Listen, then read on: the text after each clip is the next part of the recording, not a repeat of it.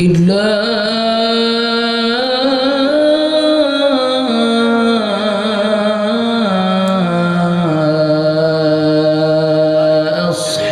أصحاب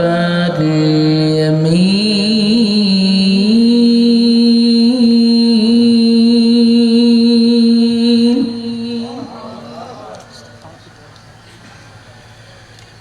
إلا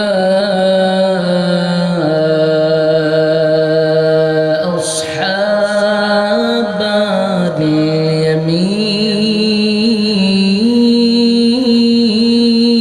اليمين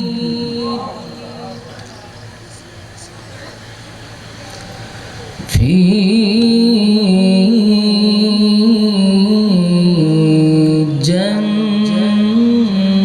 جنات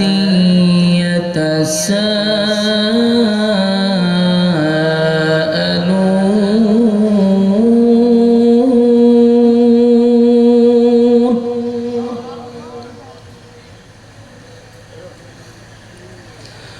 عن المجرمين ما سلككم في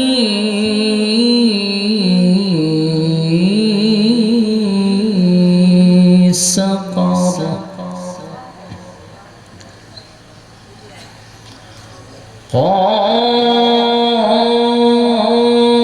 قالوا لم نك من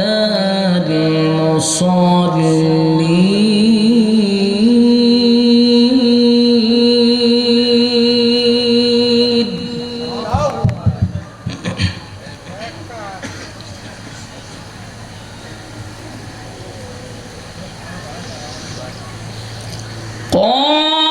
قالوا لم نك من المصلين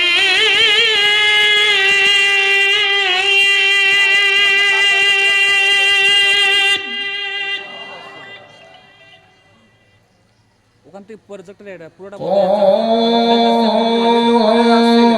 قالوا لم نك من المصلين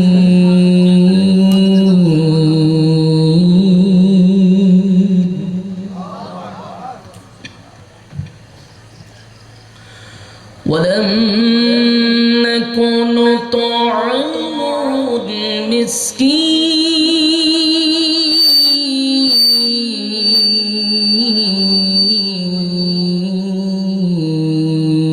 المسكين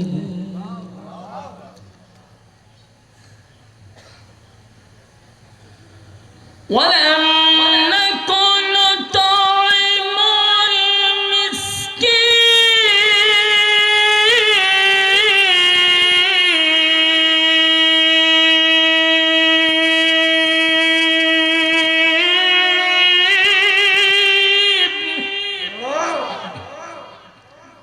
المسكين وكنا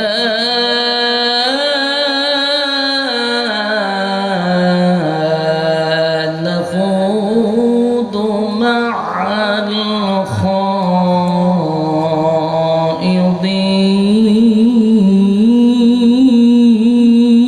الخائضين وكنا نكذب بيوم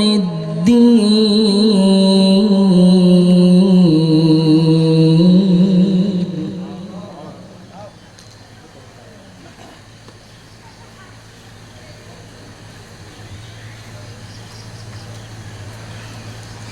ولم نك نطعم المسكين وكنا نخوض مع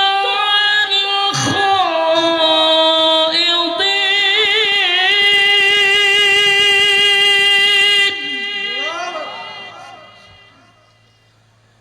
وكنا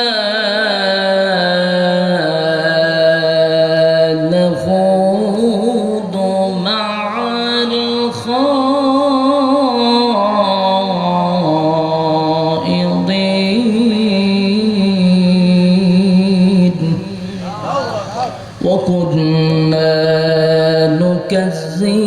بيوم الدين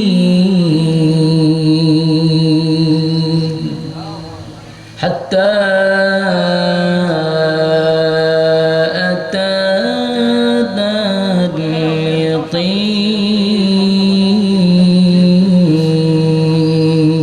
اليقين صدق الله العظيم درود شريف পড়েন اللهم صل على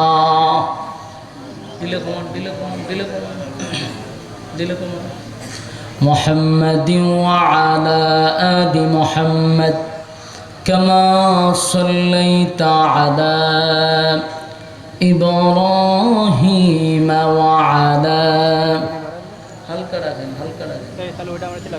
إنك حميد مجيد اللهم بارك على محمد وعلى آل محمد كما باركت على إبراهيم وعلى آل إبراهيم إنك حميد مجيد मेरा दिल तलब रहा है मेरे जलने रहा है सीना ए दवा वही मिलेंगे मुझे ले चलो मदीना बला वल्लौला बिकमालिही कशफत तुजा बिजमालिही हसनत जमिया ख़िसालिही सल्लो আলহামদুলিল্লাহ আয়োজিত আজকের এই বুমরা পশ্চিম পাড়া কবরস্থান সংলগ্ন বাইতুল ফালাহ জামের মসজিদ এবং দারুল আরকাম এতিমখানা ও হাফিজিয়া মাদ্রাসার উদ্যোগে আয়োজিত বার্ষিক ওয়াজুদ আর মাহফিলের সম্মানিত সভাপতি আলহাজ মোহাম্মদ গোলাম রব্বানী সাহেব আজকের মাহফিলের যিনি আমার পূর্বে আলোচনা করেছেন অত্যন্ত তত্ত্ববহুল আলোচনা করেছেন আমার প্রিয় মহব্বতের ভাই হযরত মাওলানা কারি আশরাফুজ্জামান আল আজাদি সাহেব দামাত বরকাতুহুম। এছাড়া ওয়াজ করেছেন হযরত মাওলানা নাজমুস সাকিব সাহেব। অতিথিবৃন্দ মুআজ্জাজ মুকাররম হযরত উলামায়ে কেরাম, উপস্থিত আছেন এলাকার নওজোয়ান তরুণ যুবক ভাইরা, মুরব্বিয়ান আযম, মাইকের আওয়াজ যতটুকু দূরে যায় অবস্থানরত পর্দানিশী মা ও বোনেরা, সকলকে আমার অন্তরস্থল থেকে জ্ঞাপন করছি মোবারক, শুকরিয়া আদায় করছি যে আল্লাহ রাব্বুল আলামিন দুনিয়ার সমস্ত ফিতনা ফাসাদ থেকে হেফাজত করে বরকতি এক মজলিস আলেমদের সহবতে সুস্থ অবস্থায় আসার বসার তৌফিক দান করেছেন। সকলেই বলি আলহামদুলিল্লাহ। লক্ষ কোটি দুরুদ এবং সালাম আল্লাহর সৃষ্টির প্রধান আকর্ষণ জনাবে মুহাম্মদুর রাসূলুল্লাহ সাল্লাল্লাহু আলাইহি ওয়াসাল্লাম। সম্মানিত বুমরা পশ্চিম পাড়া বাসী, বিনয়ের সাথে বলবো ফ্যান্ডেলের ভিতরে বহু জায়গা আছে, কিন্তু আপনারা বেশি মানুষ দাঁড়িয়ে আছেন। ফ্যান্ডেলে যদি এরকম এলোমেলো থাকে তাহলে যিনি কথা বলে তার কথা গুছালো হয় না, কথার মধ্যে যিনি বলনেওয়ালা তার কথা বলতে ভালো লাগে না। এই জন্য আপনারা যারা দাঁড়িয়ে আছেন, আপনারা ফ্যান্ডেলের ভিতরে জায়গা আছে, বসে যান। দেখেন ফ্যান্ডেলের ভিতরে যতক্ষণ বসবেন আল্লাহর রাসূল বলেন নাজালাত আলাইহিমুস সাকিনা, উপর থেকে আপনাদের উপরে সাকিনা রহমত নাজিল হবে। কি মনে করেন সুবহানাল্লাহ আছে? তাহলে অনর্থক যারা দাঁড়িয়ে আছেন, বেহুদা যারা দাঁড়িয়ে আছেন, আপনাদের কাছে বিনয়ের সাথে বলবো, প্যান্ডেলে পর্যাপ্ত পরিমাণ জায়গা এখনো আছে, কিন্তু দাঁড়িয়ে আছেন, মেহেরবানি করে বসে যান। দেখেন, শয়তান আমাদের প্রকাশ্য শত্রু। বলুন, গোপনে না প্রকাশ্যে? প্রকাশ্য শত্রু। শয়তান কি চায় কোনো একটা আদম সন্তান প্যান্ডেলের ভিতরে বসুক? এটা চায়? কখনো চায় না। শয়তান কখনো চায় না আপনি এখানে বসেন। তো যারা বসছেন, শয়তান ব্যর্থ হয়েছে। যারা বসতে পারেন নাই, যারা এখনো দাঁড়িয়ে আছেন, তাদের সাথে যে শয়তান থাকে এরা সফল। কারণ প্রত্যেকটা মানুষের সাথে শয়তান থাকে, এটা জানেননি? কথা হয় না? আমার সাথেও আছে, হুজুরের সাথেও আছে। প্রত্যেকটা মানুষের সাথে শয়তান থাকে, কিন্তু এই মজলিসগুলোতে শয়তান বসতে পারে না। তাহলে এতগুলো মানুষের শয়তান গেল কোথায়? যায় নাই, প্যান্ডেলের বাহিরে আছে। তো যখনই প্যান্ডেলের বাহিরে কেউ থাকে, আগের থেকেই তার শরীরে একটা করে আছে, আর এতগুলা মানুষের শয়তান যেহেতু প্যান্ডেলের বাহিরে আছে, এর উপরে ডাবল ভর করে। বলুন, ডাবল কি করে?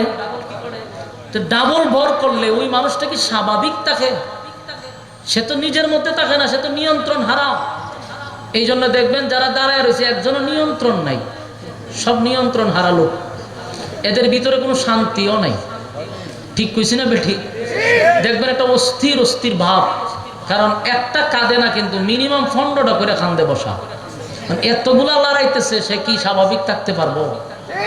এই জন্য আপনাদেরকে বলছি বিনয়ের সাথে, প্যান্ডেলে ঢুকলে শয়তান আপনাকে সালাম আলকি দিয়ে প্যান্ডেলের বাইরে চলে যাবে, সেখানে ঢুকতে পারে না। যতক্ষণ প্যান্ডেলের বাহিরে থাকবে, আপনাকে মনোযোগ দিয়ে ওয়াজ শুনতে দিবে না, কারণ সে চায় না আপনি কথা শুনেন। আমি প্রায় মিনিমাম 600 থেকে 700 কিলোমিটার দৌড়ায় আপনাদের এখানে আসছি, ঠিক না বে ঠিক? আমার ওই যে হুজুর উনি আসতেছে, তো লম্বা একটা রাস্তা পাড়ি দিয়ে কোথায় হবিগঞ্জ, সিলেট থেকে সাতক্ষীরা, এই আপনাদের বুমরা স্থলবন্দরে আমি উপস্থিত হয়েছি সরজমিনে। অথচ আশপাশে আপনারা এখান থেকে প্যান্ডেলে বসবেন, এতটুকুই পারতেছেন না। কি পরিমাণ আপনাদেরকে এই শয়তান ভর করলে এমন ঘটনা ঘটাইতে পারে, বুঝেন নাই কথা? কোথায় হবিগঞ্জ থেকে আসছি আমি এখানে, আর প্যান্ডেলের বাহির থেকে আপনারা ভিতরে ঢুকতে দেয় না শয়তান। চিন্তা করছেন কি পরিমাণ আপনার উপরে সে আসর করছে? এই জন্য আমি মনে করি, মেহেরবানি করে তরুণ যুবকরা যারা আছেন, প্যান্ডেলের ভিতরে চলে আসেন। আমি অধিকাংশ লোক দেখতেছি এটার ভিতরে ঢুকে গেছে, যে এই মসজিদের ভিতরে। আপনাদের জায়গা এখন মসজিদ না, এখন এই জায়গাতে বসে যাওয়া উত্তম। আর যারা সুস্থ আছেন তারা কেন বসবেন চেয়ারে? সুস্থ লোকগুলো নিচে বসে যান। মুরব্বী যারা আছে তারা না হয় চেয়ারে বসলো। আপনি আপাবো মস্তক একটা সুস্থ মানুষ, আপনি বসে রয়েছেন চেয়ারের মধ্যে। মেহেরবানি করে বসেন। আমি কি প্রতিদিন আসবো? প্রতিদিন আসবো না।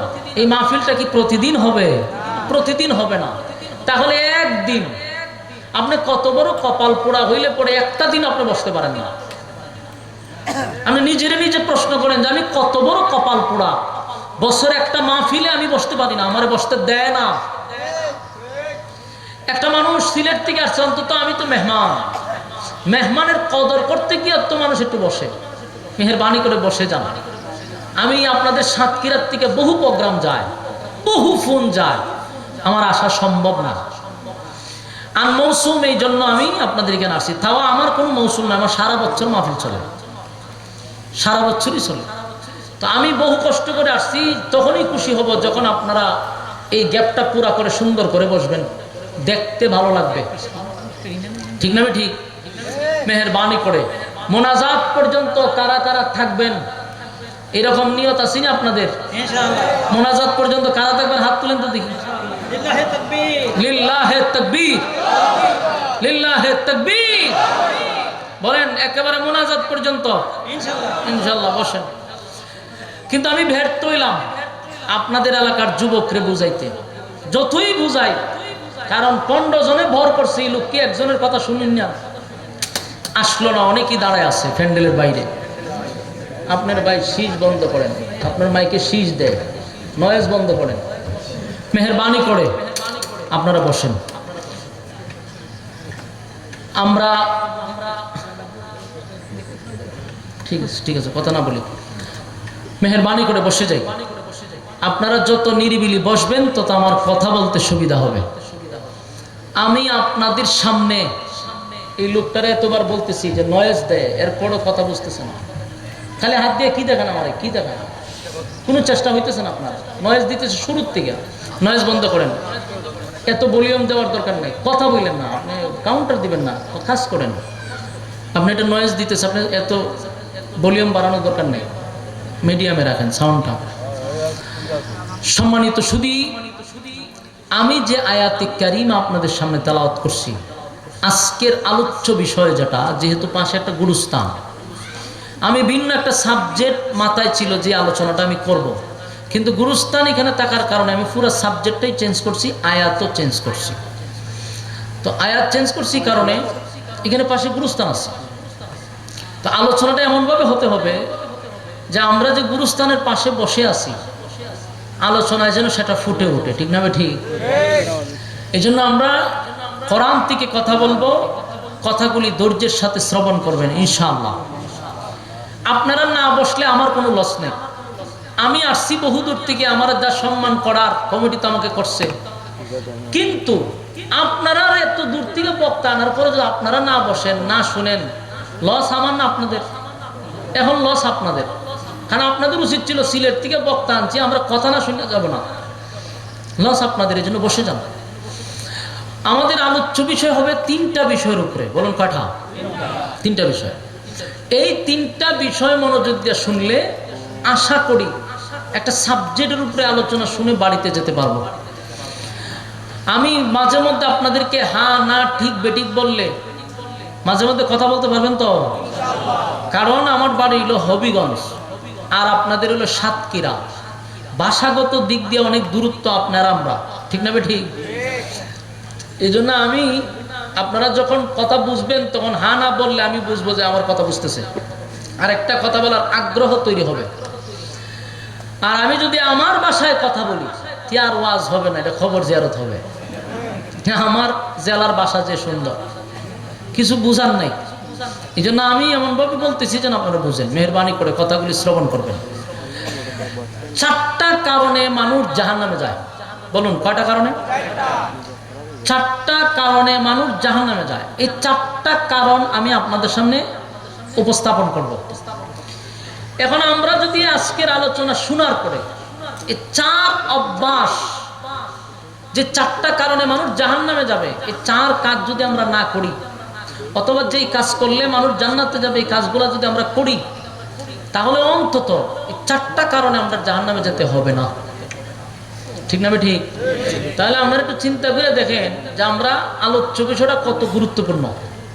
যে 4 কারণে জাহান্নামীরা জাহান্নামে যাবে। বলুন কয় কারণে? 4 কারণে জাহান্নামীরা জাহান্নামে যাবে। তো আমরা যদি আজকের ওয়াজের পুরাটা শোনার পরে জানতে পারি যে এই 4টা কারণ, আমরা যদি এখান থেকে সরে আসি, তাহলে কি আর আমরা জাহান্নামে যাওয়া লাগবে? তাহলে আজকের আলোচনা কি গুরুত্বপূর্ণ মনে হয়? কথা হয় না? হ্যাঁ, একটু হানা কইয়া।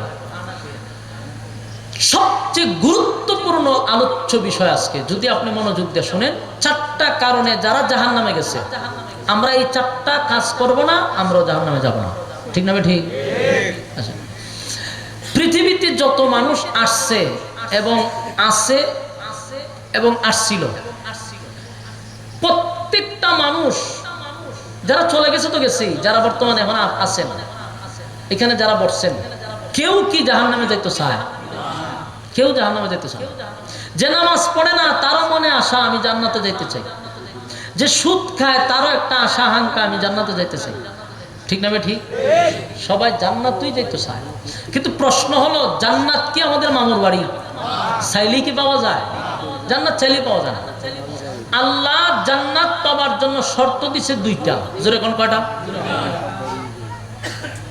জান্নাত পাওয়ার জন্য শর্ত মাত্র 2টা। এই 2 শর্ত যারা পালন করবে আল্লাহ কোরআনে বলেন কানাত লাহুম জান্নাতুল ফিরদাউসি নুজুলা, আমি তোমাদেরকে জান্নাতের সর্বোচ্চ ভিআইপি জান্নাতটা দিয়া দিব। কয় গুণে গুণান্বিত হইলে? দুইটা গুণ। ওই চারটা হইল জাহান্নামে যারা গেছে চার কারণে, এটা পরে। কিন্তু জান্নাত আল্লাহ দিবে দুই গুণে। কয় গুণে? দুই গুণে। দুইটা গুণ যার মধ্যে থাকবে আল্লাহ তাকে জান্নাত দিবে। তাও নরমাল জান্নাত না, সর্বোচ্চ ভিআইপি জান্নাতটার নাম হলো জান্নাতুল ফিরদাউস। এখন আসুন আমরা গুণগুলা জানি। এক নাম্বার ইন্নাল্লাযীনা আমানু, দুই নাম্বার ওয়া আমিলুস সালিহাত। এক নাম্বার হলো তুমি ইমানদার হতে হবে। বলুন এক নাম্বার কি? ইমানদার হতে হবে। কোন বেঈমানকে আল্লাহ জান্নাত দিবে না, ঠিক না ঠিক? দুই নাম্বার হলো ওয়া আমিলুস সালিহাত, তোমরা নেক আমল করতে হবে। ঈমান এবং নেক আমল লইয়া যদি কেউ কবরে আসে, কানাত লাহুম জান্নাতুল ফিরদাউসি নুজুলা, আমি জান্নাত দিয়ে দিব, ফেরদাউস দিয়ে দিব। সুবহানাল্লাহ। এখন আমি যদি প্রশ্ন করি, প্যান্ডেলের ভিতরে যারা আছেন, প্যান্ডেলের বাহিরে যারা আছেন, যারা কথা একেবারেই শুনে না, ওই উশৃঙ্খল যারা, তাদেরকেও যদি বলি যে ভাই আপনি তো কথাও শুনেন না, আপনি ইমানদার না বেঈমান? তারাও বলবে হুজুর আমি ইমানদার। প্যান্ডেলের ভিতরে যারা বসা তারাও বলবে হুজুর আমি ইমানদার। আমি বক্তারা জিজ্ঞাসা করলে আমিও বলবো আমি ইমানদার। সাইডে বাইডে দুই তিনজন হুজুর বসা তারাও বলবে ইমানদার। বলুন তো দেখি, কেউ কি নিজেকে বেঈমান দাবি করে না সবাই নিজের ইমানদার দাবি করে? তাহলে আমরা সবাই ইমানদার, ঠিক না ঠিক? এটা আমাদের দাবি। বলুন এটা আমাদের। একটু হানা বললেন। ভূমিকা যদি মনোযোগ দিয়ে না শুনেন, সামনের আলোচনা বুঝবেন কেমনে? আইসো যদি চিন্তা করেন হুজুর ছক্কা চার মারেন, তাহলে আলোচনা বুঝার কোনো দরকার নেই। আমার কথা হলো একটা সাবজেক্টে আলোচনা বুঝতে পারি যাবেন ইনশাআল্লাহ। একটু মনোযোগ দেন 2-4 মিনিট। বলুন তো দেখি, এখানে যারা বসছেন সবার দাবি কি? এটা আমাদের দাবি, আমরা ইমানদার। কারণ দাবি কেন বললাম? আমি বক্তারও দাবি ইমানদার, শ্রোতারও দাবি ইমানদার, মসজিদের ইমাম সাহেবেরও দাবি ইমানদার, এলাকার সবচেয়ে বেনামাজিরও দাবি ইমানদার, ঠিক না ঠিক? ইমাম সাহেব যদি হয় আমি ইমানদার, তাহলে গ্রামের সবচেয়ে বড় বেনামাজিও নিজেকে কি দাবি করে? ইমানদার দাবি করে। তাহলে দাবির বেলায় ইমাম সাহেব আর বেনামাজি সমান কি সমান না? সমান। কিন্তু বলুন তো দেখি, এই দাবি দিয়া কি জান্নাতে যাওয়া যাবে? তাহলে কি করতে হবে? ঈমান আনতে হবে, দাবির বেলায় নয়। ঈমান আনতে হবে কাজের বেলায়। আল্লাহ কোরআনে বলেন আমিনু কামা আমানান নাস। দাবির বেলায় ঈমান নয়, ঈমান আনো ওই মানুষদের মতো। ওই মানুষ কারা? যারা ঈমানের পরীক্ষায় পাস করছে। সুবহানাল্লাহ। যারা ঈমানের পরীক্ষায় পাস করছে। তার মানে এখান থেকে আমরা স্পষ্ট বুঝতে পারলাম দাবির বেলায় ইমানদার হওয়া যাবে না। আপনারা এই বুমরা পশ্চিম পাড়া বেনামাজি আসেনি? কথা হয় না? জুমার নামাজ পড়ে না এমন নামাজি আসেনি? এত বড় একটা বেনামাজির আপনি জিজ্ঞাসা করেন যে তুই যে নামাজ পড়স না, তোর ঈমান আসেনি? সে স্বাভাবিক উত্তর দিবে না, সে বুক তাফা দিয়া বলবে নামাজ না পড়লে কি হয়েছে, আমার ঈমান আছে, ঠিক না ঠিক? তাহলে বলুন তো দেখি, দাবির বেলায় কি কম না বেশি? বেশি। ইমাম সাহেবের জিজ্ঞাসা করলে হয় আমি ইমানদার, বেনামাজিও বুকে তাফা দিয়া বলে আমি ইমানদার। তাহলে বলুন তো দেখি, দুইজনের দাবি সমান কিনা? দাবির বেলায় সমান। এই দাবি দিয়া কি জান্নাত পাওয়া যাবে? তাহলে আল্লাহ কি কইছে? আমিনু কামা আমানান নাস। ঈমান আনো ওই মানুষদের মতো যারা ঈমানের পরীক্ষায় উত্তীর্ণ হয়েছে।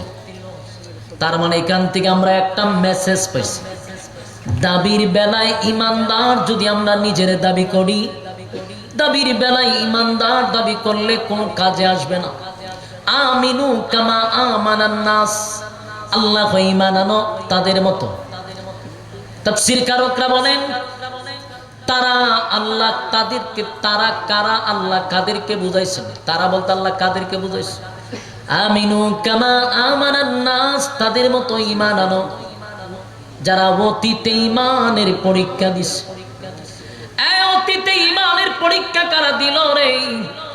অতীতে ঈমানের পরীক্ষা দিছে সাহাবায়ে কেরামরা। অতীতে ইমানের পরীক্ষা দিছে আব্দুল্লাহ বিন তামের, অতীতে ইমানের পরীক্ষা দিছে আসিয়া মহিলা।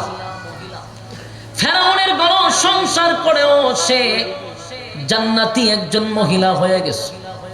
4 জন মহিলার মধ্যে একজন হলো আসিয়া। কেন এত দামি? কারণ ইমানের পরীক্ষায় ফাঁস করছে। সুবহানাল্লাহ। আমিনু কামা আমানান নাস, মুখে মুখে দাবি করলে ইমানদার হওয়া যায় না। ইমানদার হতে হলে তাদের মতো ইমান আনো যারা ইমানের পরীক্ষা দিছে। আমরা কিন্তু মুখে মুখে দাবি করি। আমাদেরকে যদি কেউ জিজ্ঞাসা করে এই ফ্যান্ডেলে যারা আছে সবাই নিজেরে ইমানদার দাবি করি রে, অথচ আমাদের ইমান এতটা দুর্বল, ঘর থেকে বাহির হয় ইমানটা লইয়া, বিকালবেলা ঘরে ফিরে বেঈমান হইয়া, জানে না কোন কথায় তার ইমান চলে গেছে, কোন কথায় তার ইমান রইছে, জানেই না। যেমন একবার এক ফার্মেসিতে গেছি আমি, এক বেচারা ওষুধ নিতেছে আমার সামনে, বলতেছে ডাক্তার সাহেব গতকালকে ওষুধ না খাইলে বুকের ব্যথায় মারা যেতাম। এই যে কথাটা বলছে স্বাভাবিকভাবে, কিন্তু এই কথার দ্বারা আল্লাহ বেজার হয়। কোন কথায় ইমান চলে যাবে জানি না। আবার অনেক লোক বলে আমার সন্তান বিদেশে না থাকলে না খাইয়া মারা যেতাম। কথা বলে কি বলে না? আমার যুবক ভাইরা, আমিনু কামা আমানান নাস, ঈমান আনো ওই মানুষদের মতো যারা ঈমানের পরীক্ষায় পাস করছে। ঈমানের পরীক্ষায় যারা পাস করছে তোমরা তাদের মতো ঈমান আনো, তাদের মতো ঈমান আনো। আমার যুবক ভাইরা, তাহলে আসুন, জান্নাতে যাওয়ার জন্য 2টা গুণের দরকার। একটা হলো ঈমান, আর একটা হলো আমিলুস সালিহাত, নেক আমল। কি আমল? 2 নম্বর হলো নেক আমল। নেক আমল ছাড়া জান্নাতে কোনো দাম নাই, পরকালে 4 পয়সার কোনো ফায়দা নাই। আমি আপনাদের গুমরা পশ্চিম পাড়ার সমস্ত মুরব্বী এবং যুবক ভাইদেরকে দৃষ্টি আকর্ষণ করে বলছি, একবার চিন্তা করে দেখেন তো কোথায় আপনারা বসছেন, একটু চিন্তা করছেন। পাশেই কিন্তু একটা গোরস্থান। এটাই হলো আমাদের জীবনের শেষ ঠিকানা, ঠিক না বেটি? মুরব্বী বাবারা একটু চিন্তা করে দেখেন, এমন একটা জায়গায় আজকে মাহফিলটা হয়েছে, আমাদের জীবনের শেষ ঠিকানায় আমাদের পাশে নিয়ে বসে আছি। কেন লড়া চড়া আর বিভিন্ন চিন্তা ভাবনায় আমরা মগ্ন? এটা তো বোঝা দরকার। চিরস্থায়ী ঠিকানা যেখানে অনন্তকাল আমরা থাকব, সেই বাড়ির পাশে আমরা বসে আছি। এমনও হতে পারে আজকে আপনি উপরে বসে আছেন, আগামী বছর এই মাহফিলটা আপনি পাবেন না, আপনি থাকবেন 3.5 হাত মাটির নিচে। আবার দেখবেন কেউ আপনার উপরে বসে ওয়াজ শুনতেছে, ঠিক না বেটি?